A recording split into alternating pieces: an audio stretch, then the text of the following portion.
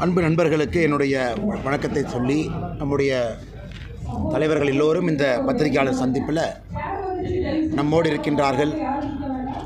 இன்று காலை டெல்லியில் நம்முடைய வெளியுறவுத்துறை அமைச்சர் திரு ஜெய்சங்கர் அவர்கள் முழுமையாக இந்த கச்சத்தீவு பற்றி, குறிப்பாக என்னென்ன முடிவுகள் எடுக்கப்பட்டிருக்கிறது என்பதை பற்றியெல்லாம் ரொம்ப விலாவரியாக பேசியிருந்தார். அதனுடைய தொடர்ச்சியாக இன்று பாரதிய ஜனதா கட்சி, நம்முடைய மாநில அரசு, குறிப்பாக திராவிட முன்னேற்றக் கழகம் அவர்களுக்கு சில கேள்விகள் வைத்திருக்கின்றோம். இத்தனை காலமாக திராவிட முன்னேற்றக் கழகம் அதனுடைய தலைவர்கள் எல்லாம் தமிழகத்திலே சொன்ன கட்டுக்கதை, கச்சத்தீவு காங்கிரஸ் ஆட்சி கொடுத்துட்டாங்க, எங்களுடைய போராட்டத்தையும் தாண்டி கொடுத்துட்டாங்க, எங்களை கேட்காம கொடுத்துட்டாங்க, அதனால் நாங்கள் கண்டனம் செய்கின்றோம் என்று பாராளுமன்றத்திலிருந்து வெளிநடப்பு செஞ்சாங்க. குறிப்பாக அப்பொழுது பாராளுமன்ற உறுப்பினராக இருந்த செல்லியன் ஐயா பாராளுமன்றத்தில் இதை பற்றி தெள்ளத் தெளிவாக என்ன பேசியிருந்தாருன்னா, அப்போதைய முதலமைச்சர் டாக்டர் கருணாநிதி அவர்கள்ட்ட யாருமே கேட்கல, எங்களுடைய அனுமதி கேட்கல, எங்களுக்கு தகவல் கூட சொல்லலை, காங்கிரஸ் அரசு எதையும் கேட்காமல் அவர்கள் பாட்டு கச்சத்தீவை கொடுத்துருக்குறாங்க, இதை வன்மையாக கண்டித்து நாங்கள் வெளிநடப்பு செய்கின்றோம் என்று கலாட்டா செய்து அன்னைக்கு உள்துறை அமைச்சராக இருந்த ஸ்வரன் சிங் அவர்களை பாராளுமன்றத்தில் பேசக்கூட திராவிட முன்னேற்றக் கழகத்தினுடைய எம்பிக்கள் விடலை, குறிப்பாக செலியன் அவர்கள் விடலை. காரணம், தமிழக மக்களை வஞ்சித்திருக்கின்றார்கள், ஏமாற்றியிருக்கின்றார்கள். ஆனால் இன்றைக்கி கச்சத்தீவு சம்பந்தமாக பெறப்பட்ட ஆவணங்கள், ஆர்டிஐ மூலமாக பெறப்பட்ட ஆவணங்களை ஒரு முறை படிக்கும் பொழுது மிக தெளிவாக அன்னைக்கு நம்முடைய வெளியுறவுத்துறை செயலாளர் கேவல் சிங் அவர்கள், director historical division BK Basu அவர்களோடு இணைந்து கலைஞர் கருணாநிதி அவர்களை secretariat conference room 4 Saint George மெட்ராஸில் 19 ஜூன் 1974 காலையில் 11 மணிக்கு சந்திக்கிறாங்க. அந்த சந்திப்பு 1 மணி நேரம் செல்கிறது. அந்த சந்திப்பு முடிந்த பிறகு அந்த சந்திப்பினுடைய குறிப்புகளை டைப் அடித்து வெளியுறவுத்துறை அமைச்சர்களுக்கு ஒரு இன்புட்டாக அதை பதிவு செய்திருந்தார்கள். இத்தனை காலமாக இது கிளாசிஃபைடு மெட்டீரியலாக இருந்துச்சு. இன்றைக்கி அந்த மினிட்ஸ் ஆஃப் த மீட்டிங்கை நாம் பார்க்கும் பொழுது அதில் மிக தெள்ளத் தெளிவாக தெரிகிறது, கச்சத்தீவு கொடுப்பதற்கு 1 மாத காலத்திற்கு முன்பு வெளியுறவுத்துறை செயலாளர் கேவல் சிங் அவர்கள் தமிழ்நாட்டினுடைய முதலமைச்சர் திரு கருணாநிதி அவர்களை சந்தித்து அனுமதியை பெற்று அதன் பிறகு கச்சத்தீவு இலங்கைக்கு கொடுக்கப்பட்டது என்பது தெள்ளத் தெளிவாக இந்த நோட்ஸ் நமக்கு காட்டுது. இந்த நோட்ஸ் பார்த்திங்கன்னா இது போல் கிட்டத்தட்ட ஒரு 9 பக்கத்திற்கான நோட்ஸ். அவங்களுடைய 1 மணி நேரம் நடந்த ப்ரீஃபிங் என்ன பேசினாங்க அப்படிங்கிறது 9 பக்கத்துக்கான நோட்ஸ். இதை முழுவதுமாக இன்றைக்கி பத்திரிகையாளர்கள் நாங்கள் வெளியிடுகின்றோம்.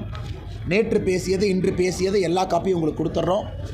இதில் மிக முக்கியமானது, அன்னைக்கு முதலமைச்சராக இருந்த கலைஞர் கருணாநிதி அவர்கள் கேட்குறாங்க, இதை ஒரு 2 வருடம் தள்ளி போட முடியுமா?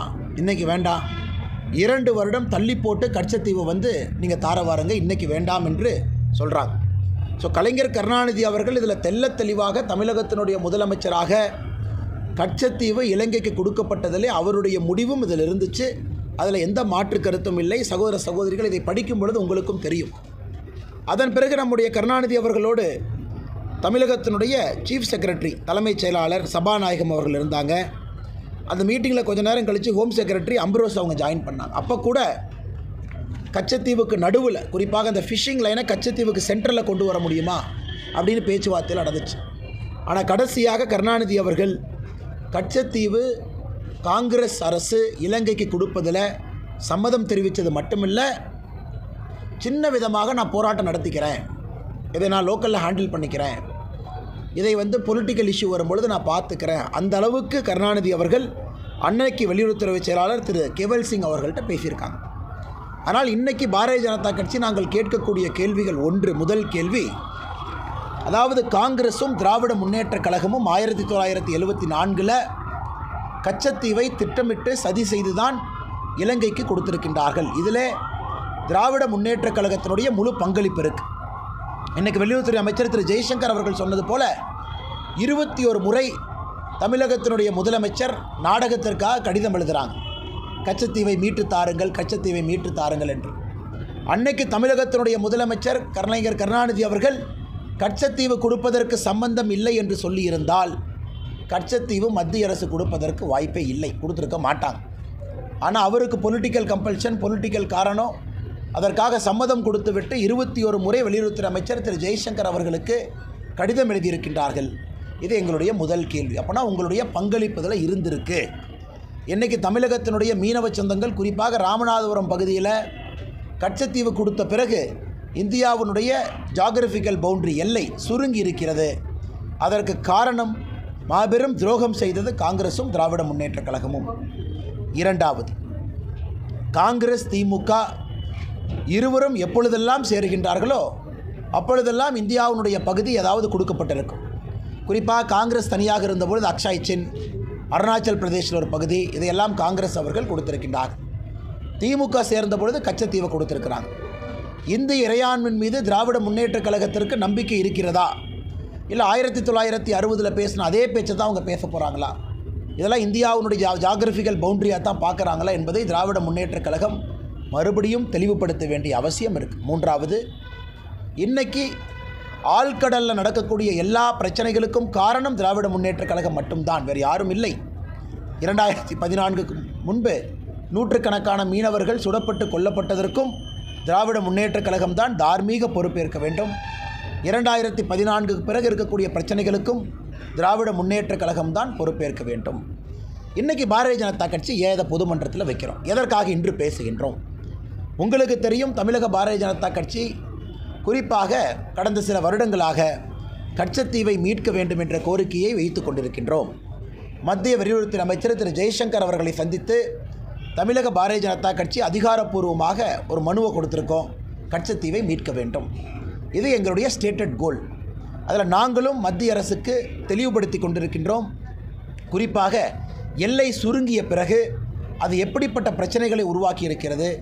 நம்முடைய மீனவர்கள் முதல்ல நெடுந்தீவு வரைக்கும் போனவங்க இப்போ கச்சத்தீவுக்கு முன்பாகவே தடுத்து நிறுத்தப்படுறனால அந்த பகுதியில் பாறைகள் அதிகமாக இருக்கிறனால மீன் வளமும் குறைவாக இருக்கிறது. அதனால் நம்முடைய மீனவர்கள் இன்டர்நேஷ்னல் பார்டருக்கு பக்கத்தில் போனாவே இலங்கை நேவி அவங்க கைது பண்ணுறாங்க. இதற்கெல்லாம் ஒரு பெர்மனண்ட் சொல்யூஷன் என்பது கச்சத்தீவு திரும்ப நம்முடைய நாட்டு கைக்கு வர வேண்டும்.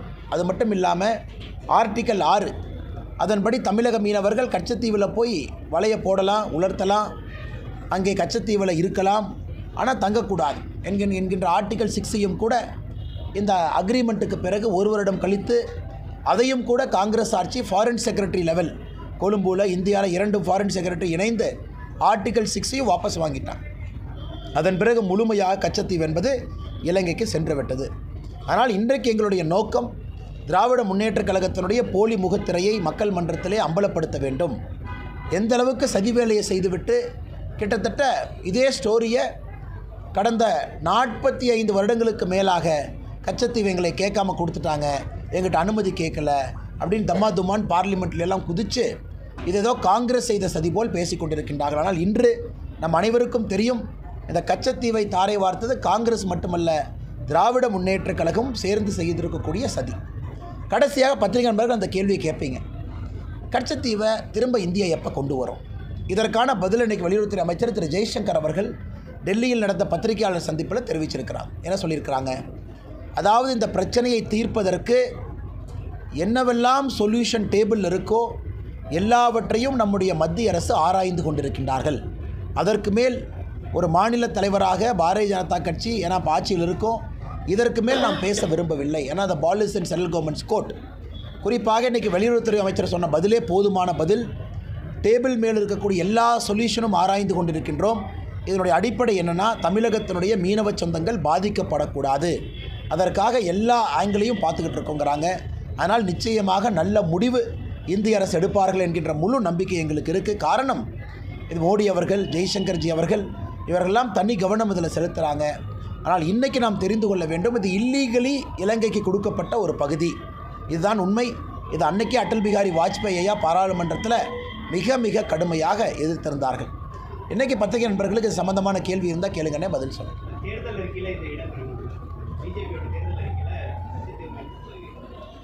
ஆனால் தமிழக பாரதிய ஜனதா கட்சியினுடைய தேர்தல் அறிக்கையில் இது இடம்பெறும். காரணம், இது எங்களுடைய ஸ்டேட்டட் கோலுங்கண்ணா. 2 ஆண்டுகளாகவே இதை பற்றி பேசிக்கொண்டிருக்கின்றோம். அதிகாரப்பூர்வமாக பத்திரிகை செய்திக்குறிப்பில் இருக்குது. இதை போய் வெளியுறவுத்துறை அமைச்சரை சந்தித்து எங்களுடைய மூத்த தலைவர் அண்ணன் பொன் ராதாகிருஷ்ணன் அவர்கள் தலைமையில் ஒரு குழு வெளியுறவுத்துறை அமைச்சரை சந்தித்து கிட்டத்தட்ட அரை மணி நேரத்திற்கு மேலே பேசி அஃபீஷியலாகவே தமிழக பாரதிய ஜனதா கட்சி சார்பாக கொடுத்திருக்கின்றோம், கச்சத்தீவு மறுபடியும் திரும்ப கொண்டு வர வேண்டும் என்று.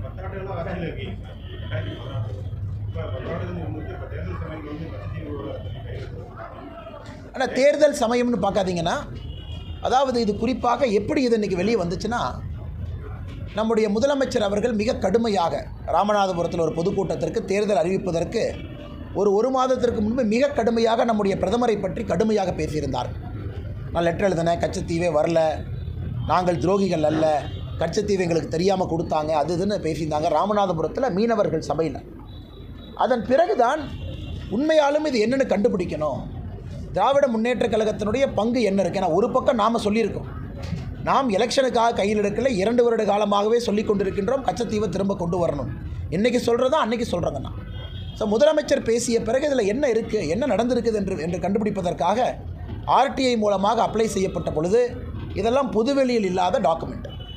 அதனால் வெளியுறவுத்துறை அமைச்சரவையில் அவங்க முடிவெடுத்தாங்க, பப்ளிக் இன்ட்ரெஸ்ட், தமிழக மக்களுடைய நலனுக்காக, இந்திய மக்கள் நலனுக்காக ஒரு கிளாசிஃபைடு இன்ஃபர்மேஷனை டீக்ளாசிஃபை பண்ணி ஆர்டிஐயில் அவர்கள் கொடுத்தார்கள். அது வந்ததே பார்த்திங்கன்னா ஒரு வாரம் 10 நாட்களுக்கு முன்பு. இன்று இந்திய அளவில் இது பேசும் பொருளாக மாறியிருக்கிறது. குறிப்பாக இந்தியாவினுடைய முன்னணி ஆங்கில பத்திரிகை இதை 2 பாகமாக பிரசுரம் செய்த பிறகு எல்லா மக்களுக்கும் கூட என்னன்னு தெரிஞ்சிருக்கு. முதல்ல மக்களுக்கு உண்மை தெரியணும், ஹிஸ்ட்ரி தெரியணும். இன்றைக்கி மக்களுக்கு உண்மையான சரித்திரம் தெரியப்படுத்த வேண்டிய கடமை இருக்குது. அது அந்த ஆர்டிஐ மூலமாக கிடைத்த டாக்குமெண்ட்டை மக்கள் மன்றத்தில் வைக்கிறோம். 2வது, இன்றைக்கி வெளியுறவுத்துறை அமைச்சர் சொல்லியிருக்கின்றார்கள், மீனவர்கள் பிரச்சனையை தடுப்பதற்கு எல்லா பாசிபிள் சொல்யூஷன்ஸ் நாங்கள் ஆராய்ந்து கொண்டிருக்கின்றோம் என்று சொல்லியிருக்கின்றார்கள். 3வது, தமிழக பாரதிய ஜனதா கட்சி அதிகாரப்பூர்வமாக கச்சத்தீவு திரும்ப வர வேண்டும் என்று சொல்லியிருக்கின்றோம். இதெல்லாம் தேர்தல் காலத்திற்கு முன்பிருந்து. ஆனால் அந்த டாக்குமெண்ட் ஏன் வந்துச்சுன்னா, திராவிட முன்னேற்ற கழகத்தினுடைய போலி முகத்திரையை மக்கள் பார்க்க வேண்டும் என்பதற்காக மட்டும்தான்.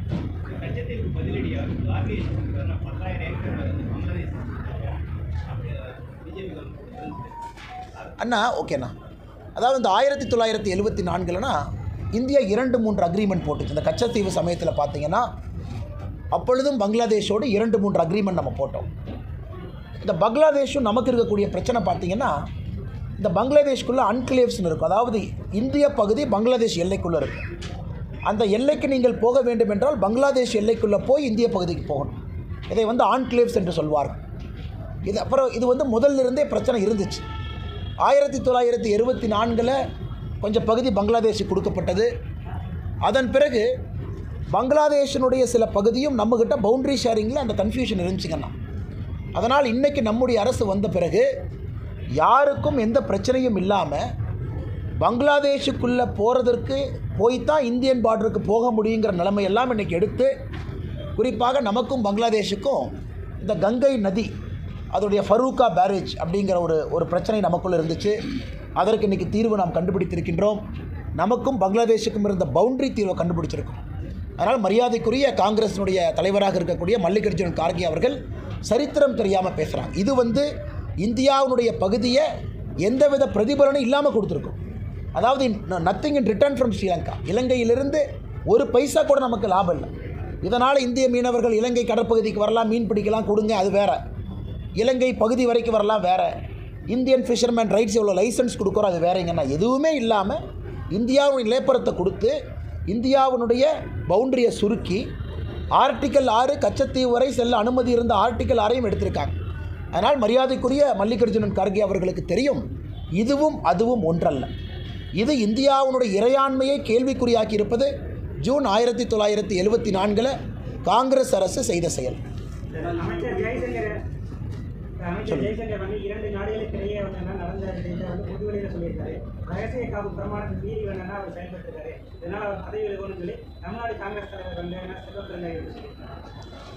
செல்வ பெருந்தகை அவர்கள் முதல்ல கொஞ்சம் ஹிஸ்ட்ரி கற்றுக்கணும். இது எப்படி ஜெய்சங்கர் அவர் சொன்னார், இது ஃபஸ்ட்டு நான் தான் சொன்னேன். ஒரு தனி மனிதனாக இந்தியாவுடைய குடிமகனாக இருக்கக்கூடிய நான், ஒரு கட்சியினுடைய உறுப்பினராக இருக்கக்கூடிய நான் சொல்கிறேன். அதன் பிறகு இது பத்திரிகையில் வருது. எப்படி ஜெய்சங்கர் அவங்க சொல்கிறாங்க? ஜெய்சங்கர் அவர்கள் அமைச்சராக இருக்கிறாங்க. பத்திரிகையில் இந்த செய்தி வந்த பிறகு, அதுவும் ஆர்டிஐயில் இந்தியாவுடைய குடிமகன், நீனும் போடலாம், நானும் போடலாம், வானத்தேக்காவும் போடலாம், அண்ணனும் போடலாம், யார் வேணாலும் போடலாம். அதன்படி கிடைக்கப்பட்ட ஒரு டாக்குமெண்டேஷன். அந்த டாக்குமெண்டேஷன் என்னுடைய கைக்கு எப்போங்கண்ணா வந்துச்சு? கைக்கு வந்த தேதியிலிருந்து 12/3/2024 கைக்கு வந்த தேதியிலிருந்து இது பொதுவெளியில் இருக்கக்கூடிய சொத்து. 12/3/2024 பொதுவெளியில் இருக்கக்கூடிய சம்பந்தப்பட்ட சொத்து இது. அதை ஜெய்சங்கர் அவர்கள் இன்று பேசியிருக்கிறாங்க. ஜெய்சங்கர் அவர்கள் தான் எடுத்திருக்கக்கூடிய இன்றைக்கி பாருங்கள், காங்கிரஸ்காரங்க பொதுமக்கள் முன்னாடி வந்து தமிழக மக்கள் முன்னாடி கை கட்டி நமஸ்காரம் பண்ணி அப்பாலஜி கேட்கணும். செய்த தவறுக்காக ஒரு மீனவ சொந்தங்களை போய் இன்றைக்கி வந்து அவங்க வந்து மன்னிப்பு கேட்கணும். திமுகவையும் கூட கூட்டிகிட்டு போய் தேர்தல் பிரச்சாரத்தை நிறுத்திட்டு அடுத்த 10 நாட்கள் வெறும் மன்னிப்பு பிரச்சாரம் மட்டும்தான் காங்கிரஸும் திமுகவும் நடத்துகிறார். அந்தளவு கொடுமையாக செய்துவிட்டு எதுவும் தெரியாமல் காங்கிரஸுடைய மாநில தலைவர் அவருடைய தேசிய தலைவரை போல பேசினா என்னென்ன பதில் சொல்கிறது?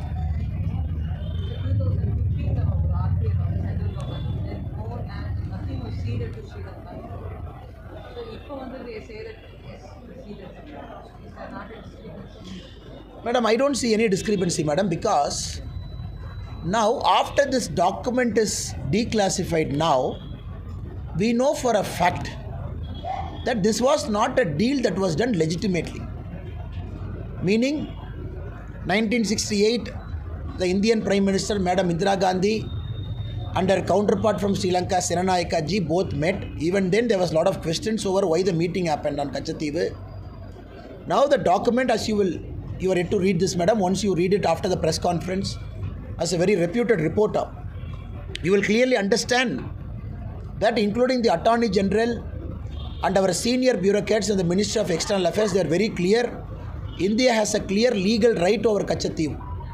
Despite all their file notings, they were overruled, and this Kachativu was given without any quid pro quo. So we have to understand, madam, Kachativu was clearly till 1948. It was given by East India Company under the Jamindari rights to Raja of Ramanathapuram from 1875 to 1948.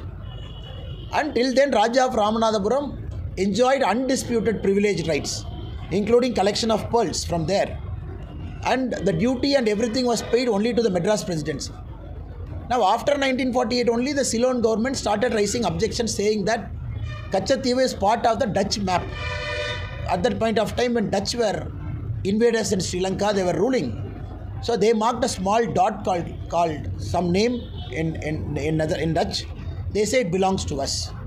Now clearly, if we go through all the motions, we can very clearly see, even for Kalaignar Karunanidhi, during the argument presented by the Foreign Secretary, he said that Chinese influence, because of Chinese influence, we have to cede Kachativu. There are a lot of oils around Kachativu, we got to take it. And all those reasons they have given. What about oil now? After 40 years, is anybody talking about oil near Kachativu? So all these things were created alibi just to make sure that Congress was hell-bent on doing it. So I don't see any discrepancy. Maybe today after this document, then you should ask Government of India's their official opinion about Kachativu.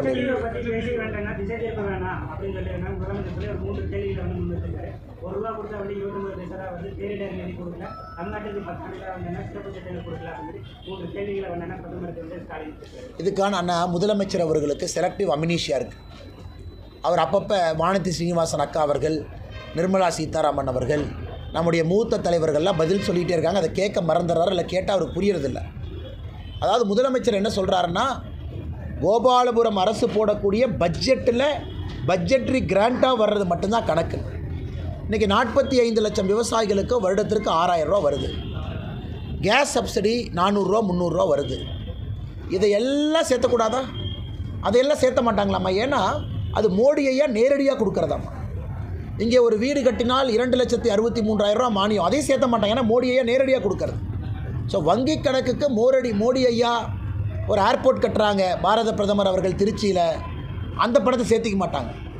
பாரத பிரதமர் நரேந்திர மோடி அவர்கள் இங்கே ஒரு board கட்டுறாங்க, அந்த பணத்தை சேர்த்திக்க மாட்டாங்க.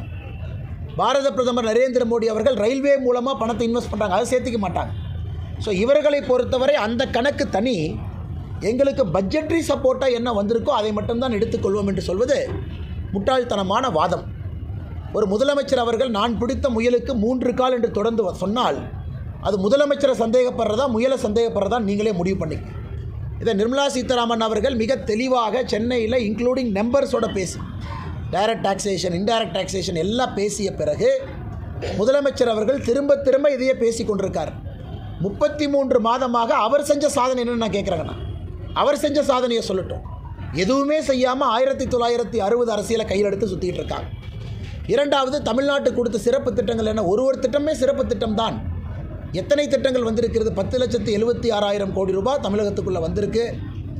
15 அரசு மருத்துவ கல்லூரி வந்திருக்கு. திமுக இதுவரை 5 முறை ஆட்சியிலிருந்து உருவாக்கிய அரசு மருத்துவக் கல்லூரியை விட பாரதிய ஜனதா கட்சி இந்த 10 ஆண்டுகளில் அரசு மருத்துவக் கல்லூரி தமிழகத்திலே உருவாக்கி இருக்கின்றோம்.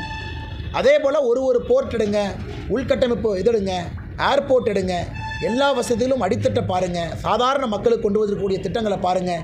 எங்களை பொறுத்தவரைக்கும் எல்லாம் ஸ்பெஷல் திட்டம் தான்.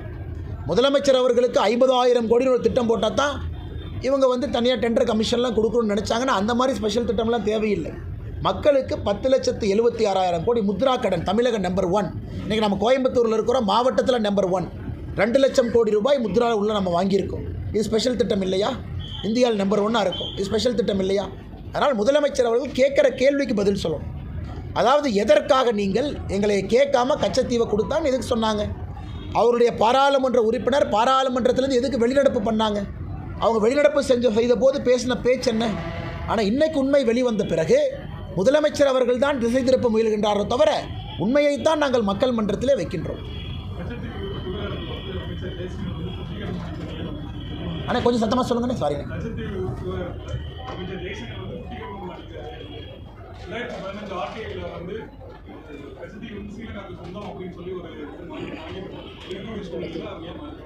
இதான் மேடம்க்கு சொன்னோங்கன்னா 2015 ஆர்டிஐ என்பது கிளாசிஃபைடு டாக்குமெண்ட். அப்போ இல்லை, it's a classified document.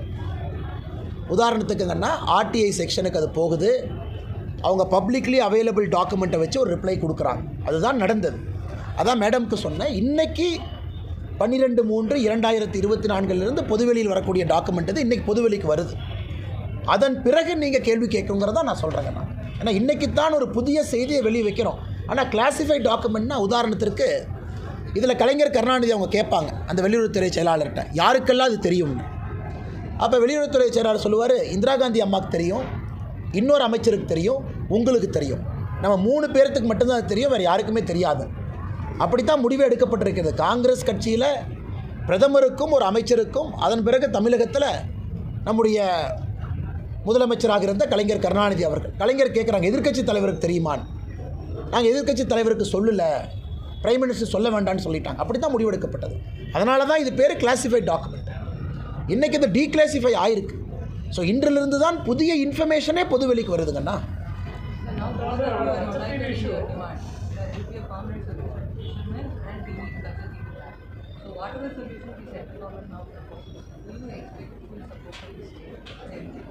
Madam, they are duty bound to give support, madam, because they have created this problem. And Modi ji is trying to solve this problem. Who created it, ma'am? They created it. And we still remember, Madam Sushma Swaraj ji had to come all the way to Ramanathapuram, pacify our fishermen when they started protesting, when their kith and kin started getting arrested in the high seas. These are the early parts of our government, and even during Vajpayee Ayya's government. Now gone are the days. Now you are seen shooting happening at very high level in the high sea. Now all those things have happened, all those ruckus have happened, and DMK brazenly lying till now about the status of Kachativu. Now we believe Article 6 reinstatement step 1, whereby the Tamil Nadu fishermen can go till Kachativu, put their fishing nets, and taking back Kachativu. Even Nehruji said Kachativu is a small little piece of island with no value. So that is how Congress sees Kachativu. That is Nehruji's position. No value. Except a church, there is nothing. Blade of grass is not there. So now, historically, strategically, now because of China and whatever is happening around Sri Lanka, you all know it better. So Kachativu should be in India's presence. For us, we are looking very practically. Our fishermen should not suffer. That is our stated position. And the state government is duty bound to support it because they created this problem and we are trying to solve this problem.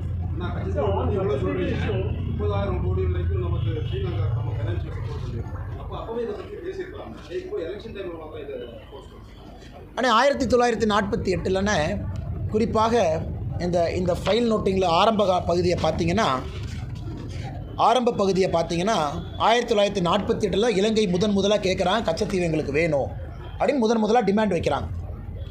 அப்போ இந்திய அரசு அப்போவே யோசிக்கிறாங்க, குறிப்பாக வந்து பியூரோக்ரஸியில், minister of external அஃபேர்ஸில் நாம் இலங்கையை convince பண்ண முயற்சி பண்ணலாமா அப்படின்னு. அப்போ அவங்க சொல்கிறாங்க, இல்லை இலங்கையினுடைய பொலிட்டிக்கல் சிச்சுவேஷன் வந்து ப்ராப்பராக இல்லை. இது 1961 10/5 ஒரு காமன்வெல்த் செக்ரட்டரி குண்டிவி அவங்க ஃபைல் நோட்டிங்கில் இலங்கையினுடைய பொலிட்டிக்கல் சிச்சுவேஷன் ரொம்ப சரியில்லாதனால இதை பற்றி நம்ம பேசுகிறது சரியாக இருக்காதுன்னு. ஆனால் நம்ம ஒரு விஷயத்தை புரிந்து கொள்ள வேண்டும், இந்தியா இலங்கைக்கு மட்டும் பணம் கொடுக்கல. $2.6 பில்லியன் எல்லோருக்கும் கொடுத்துருக்கின்றோம். அது குறிப்பாக நீங்கள் கொடுக்கலாம், சைனாக்காரன் கொடுப்பான். சைனாக்காரன் கொடுத்தா மறுபடியும் நம்ம எங்கே போகிறதுக்கண்ணா? அதனுடைய விளைவை நம்ம பார்த்துட்டோம். காங்கிரஸ் ஆட்சியில் இருக்கும் பொழுது குறிப்பாக 2009 போரை பார்த்தோம். குறிப்பாக இலங்கையினுடைய போர்ட்டெல்லாம் சைனா கண்ட்ரோலுக்கு போனது 2014க்கு முன்பு பார்த்தோம். 2014க்கு பிறகு மோடி ஐயா போராடி இன்றைக்கி இலங்கை முழுவதுமாக இந்தியாவோடு நட்புறவில் இருக்குது. அதுக்குள்ள நான் பேச விரும்பலைங்க, அதெல்லாம் வந்து எக்ஸ்டர்னல் அஃபேர்ஸ் மினிஸ்டர் பேசுகிற சப்ஜெக்ட். நாங்கள்லாம் சாதாரண ஒரு அரசியலில் இருக்கக்கூடிய தொண்டர்கள், அதனால் நமக்கு பேசினா சரியாக வராதுங்கண்ணா. ஆனால் நாம் இன்றைக்கி பேச வேண்டியது, கச்சத்தீவு திரும்ப வர வேண்டும் என்றால் அது பண்டமாற்ற முறையில் வரக்கூடாதுங்க. இதை கொடுக்குற அதை கூடிய நாம் எதுவுமே வாங்காமல் தான் கச்சத்தீவை கொடுத்தோம். இலங்கைக்கு நாம் செய்திருக்கக்கூடிய உதவி என்பது தொப்புள் கொடி உறவு. ஏன்னா இலங்கை இன்றைக்கி குறிப்பாக சைனீஸ் இன்ஃப்ளூயன்ஸ்லேருந்து இந்தியாவின் பக்கம் இருக்கிறாங்க. ஆனால் எங்களுடைய உறுதியான எதிர்பார்ப்பு நிச்சயமாக வருகின்ற காலத்தில் அது நடக்கும் என்று நம்புகிறேன்.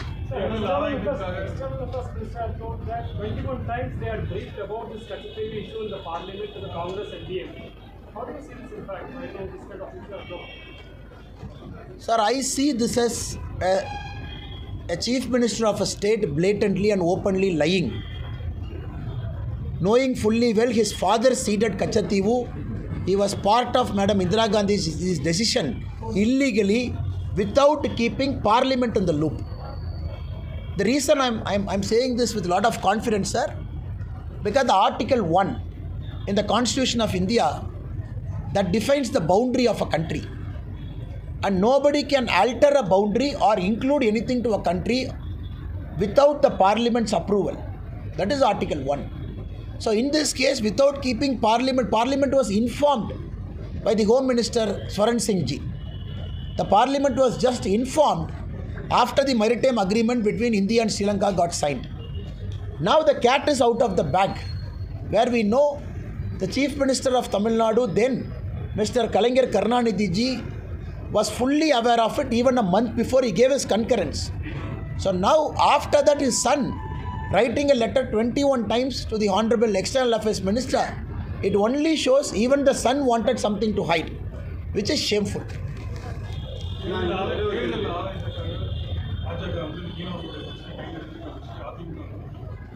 ஆனால் இதில் என்ன தேர்தல் ஆதாயம் நான் கேட்குறேங்க.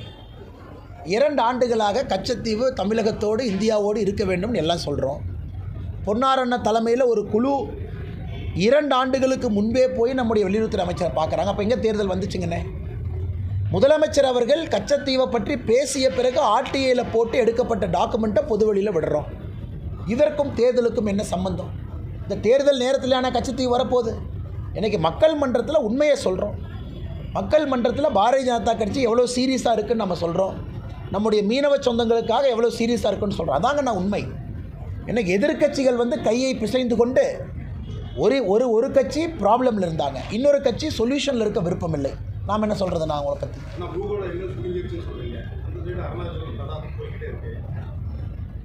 போகலையே இல்லைங்கண்ணா. அருணாச்சல் எங்கே போயிருக்கு? லடாக் எங்கே போயிருக்கு? எங்கே போயிருக்குண்ணா? எங்கே போயிருக்கு? எங்கே போயிருக்குண்ணா? 1960 காலகட்டத்தில் நடந்த வாரில் சைனாவோடு அக்ஷாய் சின்ன கொடுத்தோம் அஃபீஷியலாக. அதை இன்றைக்கி சைனீஸ் ஆக்குபைடு காஷ்மீர்னு பேர் வேறு வச்சுருக்கோம். அதே போல் அருணாச்சலை கொடுத்தோம். இன்றைக்கி தவாங்குள்ள ஒரு பகுதி, இன்றைக்கி தவாங்குள்ள இந்தியாவுக்குள்ளே இருக்கக்கூடிய தவாங்குக்கு போனாவே அங்கே இருக்கக்கூடிய சைனா பிரச்சனை பண்ணுறான். இன்றைக்கும் ஸ்டேப்பிள் விசா கொடுக்குறான். இதெல்லாம் யார் செய்ததுங்கன்னா காங்கிரஸ். அதாவது இந்தியாவுடைய வரைபடத்தை ஃபுல்லாக ஆல்டர் பண்ணி எல்லா பகுதியும் கொடுத்துருக்காங்க. நாம் வந்த பிறகு நிறைய பீக்கை கிளைம் பண்ணியிருக்கோம். இல்லீகலாக யாரெல்லாம் வந்து நம்முடைய இடத்தை, குறிப்பாக அக்ரெசிவ் சைனா பெரிய பெரிய பீக்கெல்லாம் வின்டர் காலத்தில் பிடிக்கணும்னு நினைக்கிறாங்க. அதை நம்முடைய வீரர்கள் போராடி ஒரு இடமாக நாம் மீட்டு கொண்டிருக்கின்றோம். ஆமாம், நமக்கும் சைனாவுக்கும் பிரச்சனை இருக்குது. காரணம், சைனாவும் அக்ரெசிவாக இருக்கிறாங்க, அந்த இடத்தை எடுக்கணும்னு நினைக்கிறாங்க. நாமளும் அக்ரெசிவாக இருக்கோம், அந்த இடத்தை நமக்கு வச்சிருக்கணும். இதற்கு முன்பு பிடிச்ச இடத்தையும் எடுக்க வேண்டும் என்று நினைக்கின்றோம். அதிகாரப்பூர்வமாக எங்கே நம்ம கொடுத்துருக்கோங்கண்ணா? சைனாவில் சொன்னாங்களா அல்லது இந்தியன் அரசு சொல்லிச்சா? வேறு யார் சொன்னாங்கண்ணா?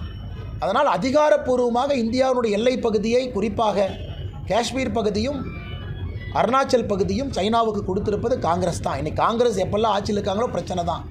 இன்றைக்கி இதெல்லாம் வெளியே வந்த பிறகு திசை மாற்றுவதற்காக காங்கிரசினுடைய தலைவர் மரியாதைக்குரிய மல்லிகார்ஜுன கார்கே அவர்கள் இதை பற்றி பேசிக் கொண்டிருக்கிறார்.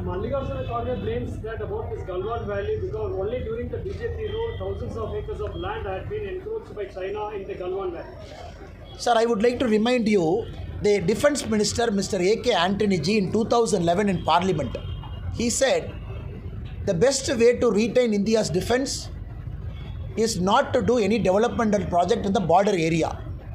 He said if you do developmental project in the border area, the neighboring countries will feel threatened.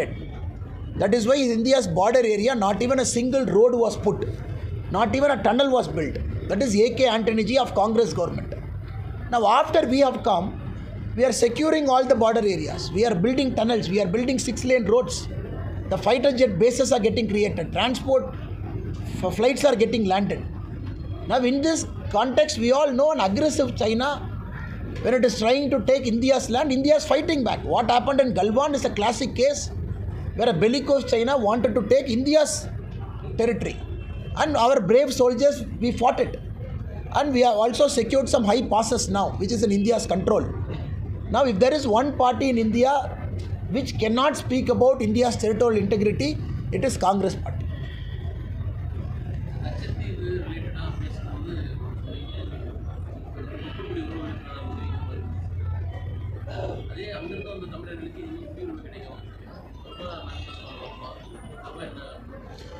நான் குறிப்பாக இதையே நாம் சொல்லிக் கொண்டிருக்கின்றோம். இலங்கை தமிழர்களை பொறுத்தவரை குடியுரிமை கிடைக்காமல் இல்லைங்கன்னா, குடியுரிமை அவங்களுக்கு இருக்குது. 14 ஆண்டு காலம் இங்கே இருந்திருக்கணும், தொடர்ச்சியாக 11 வருஷம் இங்கே இருந்திருக்கணும், குடியுரிமை கிடைக்குது. எத்தனையோ பேருக்கு குடியுரிமை கிடைக்காமல் இல்லைங்கண்ணா. ஸோ குடியுரிமை யாருக்கும் மறுக்கப்படல. இந்த சிட்டிசன்ஷிப் அமெண்ட்மெண்ட் ஆக்ட் என்பது அது அந்த 5 ஆண்டுகள் யார் இந்தியாவில் வந்து 2014க்குள்ளே வந்திருக்கிறாங்களோ அவர்களுக்கு குடியுரிமை கொடுப்பதற்காக கொண்டு வரப்பட்ட சட்டம் தான் சிட்டிசன்ஷிப் அமெண்ட்மெண்ட் ஆக்ட்.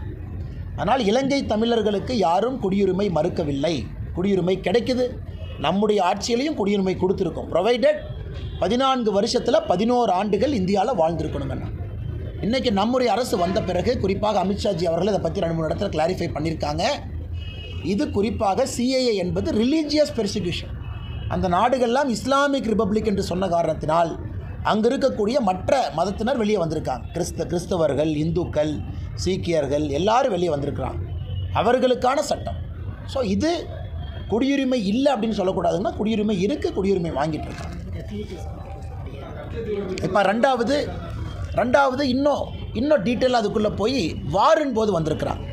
அதாவது 1984 வாருக்கு பிறகு யார் ரெஃப்யூஜியாக வந்திருக்கிறாங்களோ, வாருக்கு பிறகு சண்டைக்கு பிறகு ரெஃப்யூஜியாக வந்திருக்கிறாங்க கேம்பில். ரெஃப்யூஜியாக வர்றவங்க இந்தியாவை பொறுத்தவரை எல்லா ரெஃப்யூஜியும் நாம் ஒரு பிரின்சிபல் ஃபாலோ பண்ணுறோம். ஏன்னா ஐநா சபையினுடைய ரெஃப்யூஜி ட்ரீட்டி நம்ம சைன் பண்ணலை. 1951, 69 நம்ம சைன் பண்ணாதனால ரெஃப்யூஜிஸை பொறுத்த வரைக்கும் திரும்ப அந்த ஊரில் பிரச்சனை சரியான பிறகு அவர்கள் அங்கே செல்ல வேண்டும்.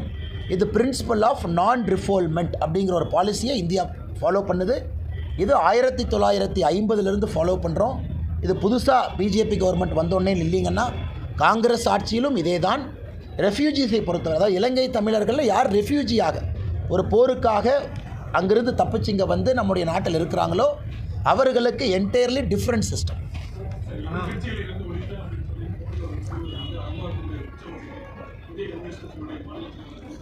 நான் எதிர்க்கட்சிகளை ஒழிப்பேன் எங்கேயும் சொல்லலையாங்கண்ணா. எங்கே மோடியை எதிர்க்கட்சிகளை ஒழிப்பேன் என்று சொன்னார்? எங்கேயுமே சொல்ல. அண்ணாவது காங்கிரஸ் முக்த் பாரத் அப்படின்னு பிரதமர் சொன்னாங்க. அதாவது காங்கிரஸ் இல்லாத இந்தியா, அது என்ன அர்த்தங்கண்ணா? காங்கிரஸ் இந்தியாவிலே எங்கேயும் ஆளக்கூடாது என்பது எங்களுடைய நோக்கம். காங்கிரஸினுடைய சித்தாந்தம் ஆட்சியில் இருக்கக்கூடாது என்பது எங்களுடைய நோக்கம். அதுக்காக காங்கிரஸ் கட்சி இருக்கக்கூடாதுன்னு யாராச்சும் கிளம்பியிருக்கிறோமாங்கன்னா இல்லையே. அதனால் எதிர்க்கட்சிகள் இந்தியாவை ஆளக்கூடாது, காரணம் இந்தியாவை ஆளுவதற்கு தகுதி இல்லை என்பதைத்தான் பிரதமர் சொல்லிக் கொண்டிருக்கின்றார்களோ தவிர எதிர்க்கட்சியை ஒழிப்பேன்னு எங்கேயும் சொல்லலையாங்கண்ணா.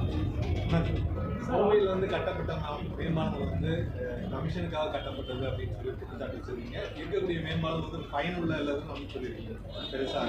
இப்போ உங்களுடைய வாக்குறுதியில் வந்து 7 இடத்துல மேம்பாலங்கள் கட்டப்பட்டு. ஆனால் குறிப்பாக நீங்கள் பார்த்தீங்கன்னா இன்றைக்கி எங்கேயெல்லாம் மேம்பாலங்கள் கட்ட வேண்டுமோ 1 கிலோமீட்டர் 2 கிலோமீட்டர் 3 கிலோமீட்டர் கோயம்புத்தூருக்குள்ளே மேம்பாலங்கள் தேவை. சயின்டிஃபிக்காக டிராஃபிக்கை டீகன்ஜஸ்ட் பண்ணுறக்கு. இன்றைக்கி நாங்கள் போயிருந்தோம். சத்தி ரோட்டில் இந்த பிரச்சனை இருக்குது, கணபதி ரோட்டில் பிரச்சனை இருக்குது. அங்கே எல்லாம் பார்த்திங்கன்னா பிரச்சனைகள் இருக்குது, மக்களுடைய கோரிக்கை. ஆனால் 17 கிலோமீட்டர் 18 கிலோமீட்டர் மேம்பாலத்தை நான் கட்டுவேன். குறிப்பாக அது வந்து இதை ரொம்ப சிம்பிளாக சால்வ் பண்ண முடியும், 3 அடுக்கில் சால்வ் பண்ண முடியும், மல்டிபிள் டிராஃபிக்கை கொண்டு வர முடியும். அதனால் கோவையை பொறுத்தவரை அன்சைன்டிஃபிக்காக மேம்பாலம் கட்ட வேண்டும் என்பதற்காக மேம்பாலம் கட்டுவது வேறு, மேம்பாலம் வேண்டும் என்பதற்காக மேம்பாலம் கட்டுவது வேறு. நான் மேம்பாலங்கள் இருக்கக்கூடாதுன்னு எங்கேயும் சொல்லிங்கன்னா, கோயம்புத்தூரில் கட்டப்பட்ட நிறைய மேம்பாலங்கள் தேவையில்லாத மேம்பாலங்கள் கமிஷனுக்காக கட்டப்பட்டது என்று தான் நான் சொல்லியிருக்கேன்.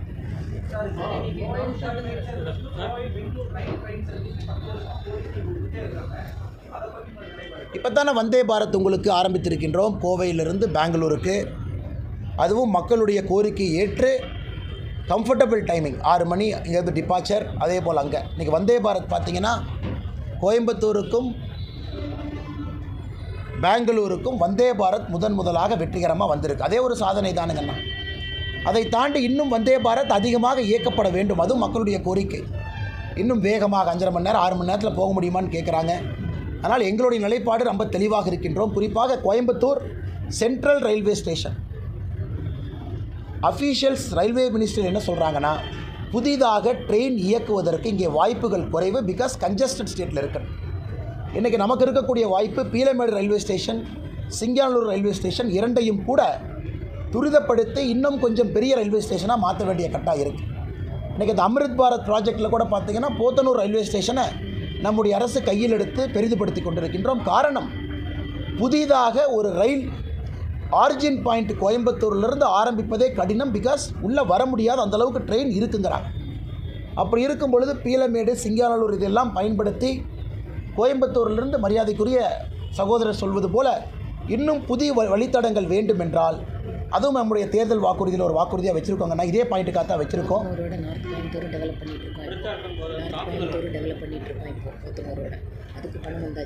நார்த்து கோயம்புத்தூர் வானத்தேக்கா சொல்கிறது, நார்த்து கோயம்புத்தூரும் போத்தனூரும் அம்ரித் பாரத் ரயில்வே ஸ்டேஷன் ஸ்கீமில் டெவலப் ஆகிட்டுருக்கு.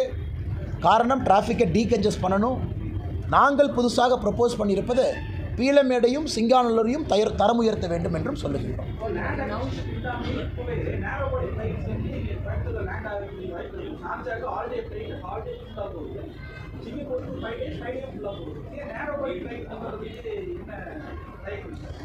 அண்ணா இல்லை ஏற்புடையது தான். நேரோ பாடி ஃப்ளைட் வேண்டும், யாரும் இல்லைன்னு சொல்ல, எல்லாமே இருக்குது, ஃப்ளைட் வருது, யாரும் இல்லை என்று சொல்லவில்லை. ஆனால் இன்றைக்கி உங்களுக்கு தேவை, ஓகே திரும்ப பழைய ஸ்டோரிக்குள்ளே போனோமே. இன்றைக்கி நம்முடைய பிரச்சனை என்ன, கோடு ஷேர் கேட்குறோம். கோடு ஷேர் எல்லாமே மறுபடியும் நான் காங்கிரஸ் ஆட்சி வம்புக்குறேன்னு நினைக்காது. 2004 14 வரை இருக்கும் பொழுது குறிப்பாக மிடில் ஈஸ்ட்டுக்கு ஒரு சர்வீஸ் போடுறீங்கன்னா அது ரெசிப்ரோக்கல் அக்ரிமெண்ட். அதாவது 360 சீட் ஒன் வேனா மிடில் ஈஸ்ட் 360 சீட் ஆப்போசிட் வே கொடுப்பாங்க.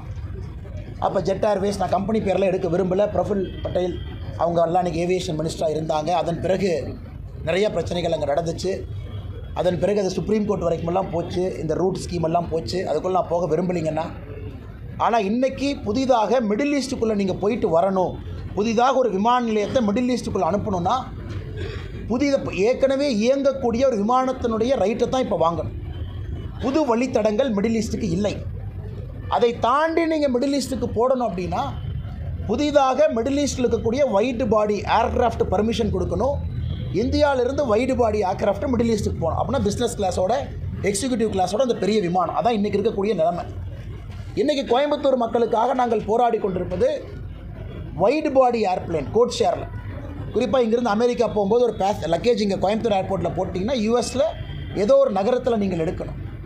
இதற்கு தொடர்ந்து நம்முடைய மத்திய அமைச்சர் ஜோதிராதித்ய சிந்தியா அவர்கள் மிக கடினமாக போராடி கொண்டிருக்கின்றார்கள். குறிப்பாக இந்த கோடு ஷேர் அக்ரிமெண்ட்டை கொண்டு வர கோயம்புத்தூர்லேருந்து outwards more towards middle east ஏன்னா சிங்கப்பூருக்கு இன்றைக்கி விமானம் இருக்குது.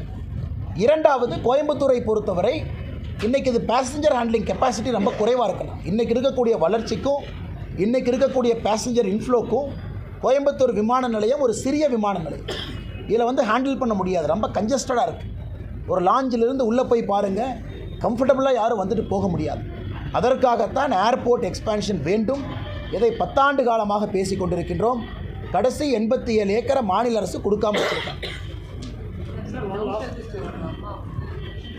யாரும் நம்பங்க மேடம்?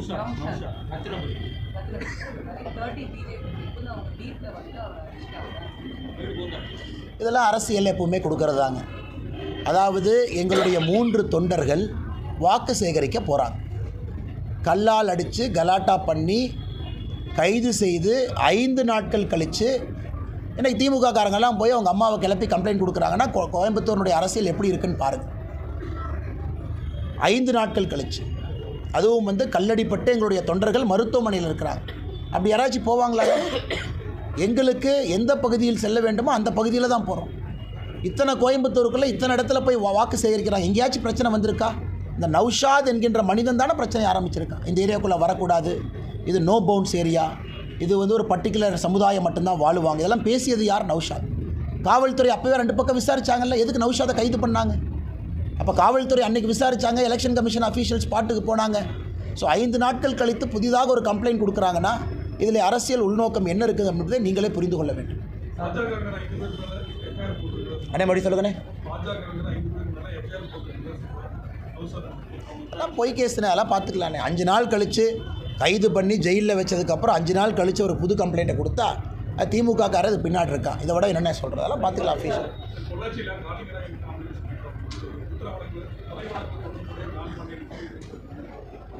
2021 ஜான் பாண்டியன் அவங்க எந்த சிம்பிளில் நின்னாங்கண்ணா?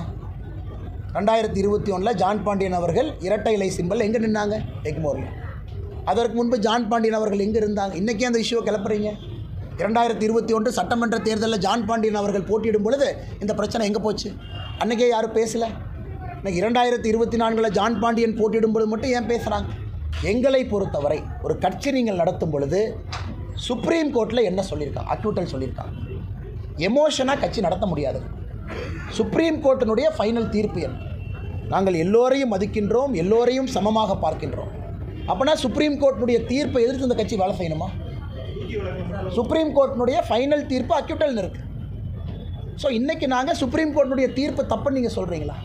அதனால் ஒரு கட்சி ஒரு தேசிய கட்சியாக நீங்கள் நடத்தும் பொழுது ஒரு சிஸ்டம், ஒரு ப்ராசஸ் தானே ஃபாலோ பண்ணும். இதே ஜான் பாண்டியன் அவர்கள் 2021 ரெட்டலை சிம்பல் நிற்கிறாங்க, அன்னைக்கு பிரச்சனை இல்லை. ஆனால் இன்றைக்கி ஜான் பாண்டியன் அவர்கள் தாமரை சிம்பல் நின்னா பிரச்சனை. இது என்ன நியாயம்? அதுக்கு தான் நான் பதில் சொல்லியிருக்கேன். அப்போ உச்சநீதிமன்றத்தினுடைய தீர்ப்புப்படி தான் நாங்கள் போக முடியும். எல்லோரையும் மதிக்கின்றோம், எல்லோருக்கும் சமமாக இருக்கின்றோம். எங்களை பொறுத்தவரை ஒரு ஃபைனல் ஆர்டர் என்ன, அதை பொறுத்து தான் நாங்கள் முடிவெடுக்கின்றோம். அது 2021 ஒரு தன்மை, அது 2021 அப்புறம் இந்த 3 வருஷத்தில் நிலைமை எதுவும் மாறலிங்கன்னா 2021 தேசிய ஜனநாயக கூட்டத்தில் இருந்தார், அன்னைக்கும் பாரதிய ஜனதா கட்சியில் இருந்தார். 2024 தேசிய ஜனநாயக கூட்டத்தில் இன்றைக்கி அதிமுக இல்லை, அவ்வளோதான். இந்த 3 வருஷத்தில் என்ன புதுசாக மாறி இருக்குது? எங்களுடைய டெசிஷன் நாங்கள் இன்றைக்கி மாற்றுறது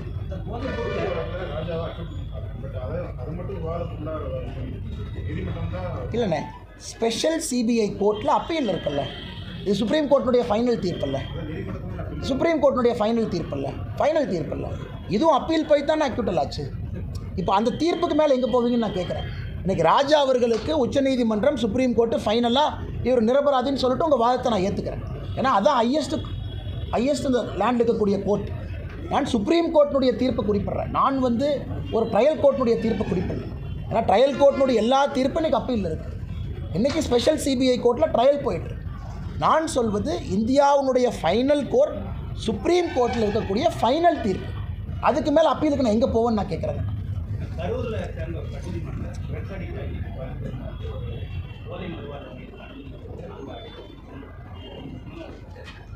யார் அடிச்சு கொண்டிருக்காங்கண்ணா? ஆனால் ஒரு விஷயத்தை தெரியாமல் பேசக்கூடாதுங்கண்ணா. தெரிஞ்சுக்கிட்டு இன்றைக்கி சாயந்தரம் உங்களை பார்க்கும் பொழுது பேசுங்க.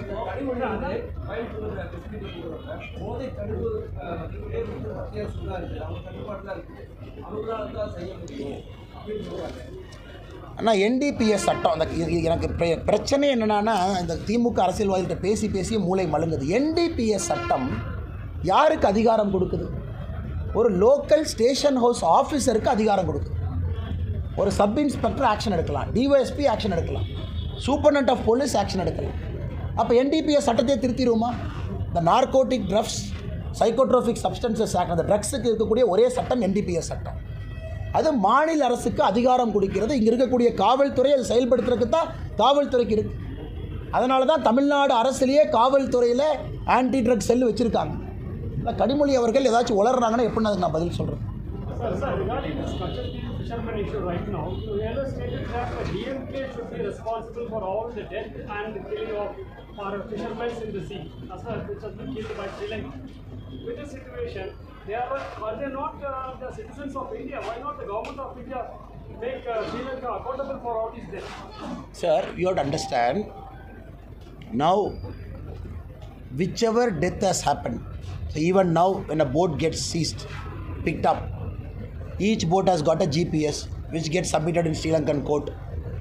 If the driver is coming for the second time, different punishment, driver different punishment. I am not going to get into it, sir. I will not get into these matters. Now we have to understand the point what I am trying to make. After you have reduced the area of Kachativu, your boundary has shrunk. Until then you are going beyond what is so-called the international boundary of India now. So that is what I am arguing. Since you have shrunk that boundary, so whatever has happened in that boundary, it is DMK that is responsible, which is officially a Sri Lankan boundary now. I am asking about the killing of fishermen by the Sri Lankan Navy. In fact, why not they become the accountable for all these killings? Correct, sir. Every time it killing happens, it is a matter of dispute between two countries. The other country will say, you have entered my boundary, so I have taken the recourse to shooting to stop you despite my warning. That is the other country's argument. Our argument is you are within our boundary. So that is why the matters are in court. That is why we fight it out. But you say that DMK should take responsibility for... Naturally they should take... Anna, very simple, Anna. This is the boundary, initial boundary. You reduce the boundary here. You are given this boundary to Sri Lanka. So whatever has happened here, who is responsible? It is Sri Lanka. Okay. Nandri.